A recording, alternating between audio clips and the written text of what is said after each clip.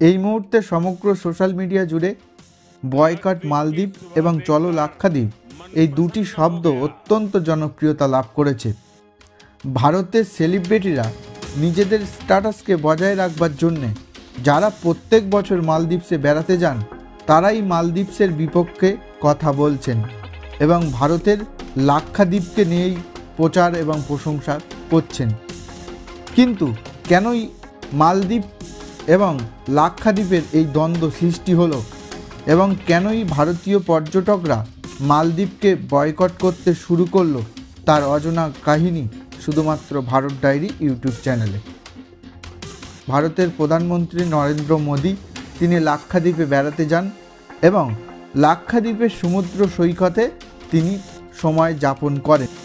প্রায় 36টি ছোট বড় দ্বীপপুঞ্জ নিয়ে 32 বর্গ কিলোমিটার জায়গা জুড়ে ভারতের কেরল থেকে প্রায় 400 কিলোমিটার দূরে অবস্থিত এই লাক্ষাদ্বীপ ভারতের অত্যন্ত সুন্দর সমুদ্র সৈকত। ভারতের প্রধানমন্ত্রী নিজের এক্স হ্যান্ডেলে সেই সৈকত সম্পর্কে প্রশংসা করেন এবং ভারতীয়দেরকে এখানে আসার জন্যে অনুরোধ জানান।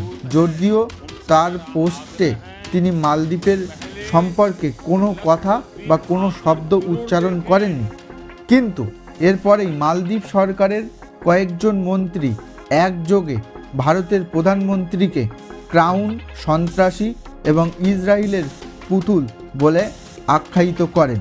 যদিও তারা পোস্টগুলি ডিলিট করে, কিন্তু এই ছোট্ট সময়ের ব্যবধানে সমগ্র ভারত জুড়ে উত্তপ্ত হয়ে যায়।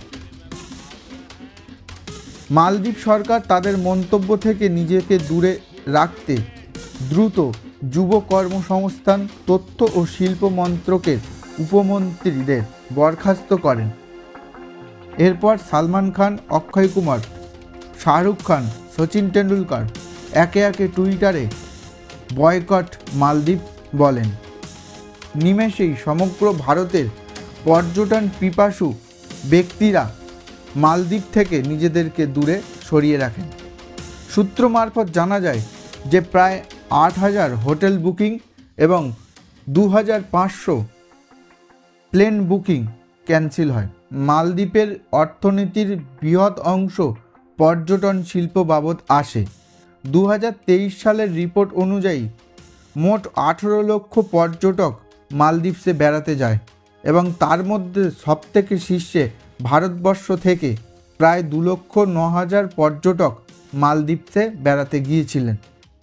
এই ঘটনাটি একটি সংবেদনশীল সময়ে আসে যখন মালদ্বীপের নবম রাষ্ট্রপতি মোহাম্মদ মইজু তিনি অক্টোবর মাসেই সাধারণ নির্বাচনে জয়লাভ করে রাষ্ট্রপতি হয়েছিলেন এবং প্রত্যেকবার মালদ্বীপের রাষ্ট্রপতিরা যেমন ভারত ভ্রমণ করেন, নিজেদের প্রথম সফর কাটান ভারতে এসে, এবার মোহাম্মদ মইজু তার ব্যতিক্রম ঘটান।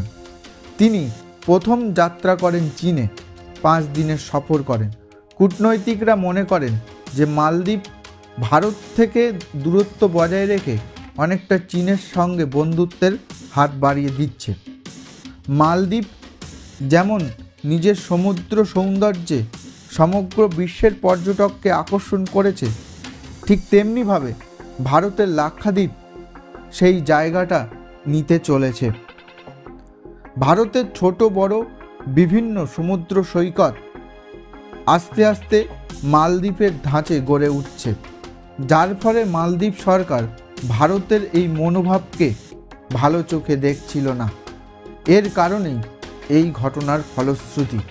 ভারত সরকার লাক্ষাদ্বীপকে ঢেলে সাজানোর জন্যে বিভিন্ন পদক্ষেপ গ্রহণ করেছে, যার ফলে মালদ্বীপ সেটিকে ভালো চোখে দেখেনি।